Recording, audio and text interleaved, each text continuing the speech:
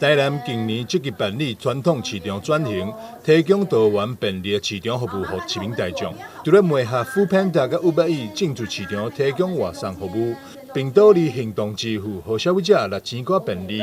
今年更搭配台南400系列活动，成立台南好食市电商平台，予全国各地民众伫虾皮购物顶面，或者是某某网站，拢有当采讲到台南的好滋味。很多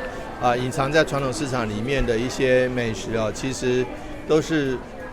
当地人知道，但是外地人不见得明了。那所以呢，我们借着这个机会，让很多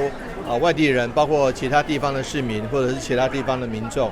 能够了解到台南在某一个市场里面有一些好吃的这个美食哈。那大家可以看到哈，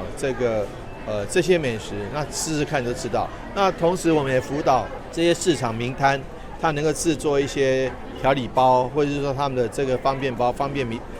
消费者携带。因此呢，今天来到非常高档的百货公司远百来看，让大家看看我们最厉害的台南市场庶民美食。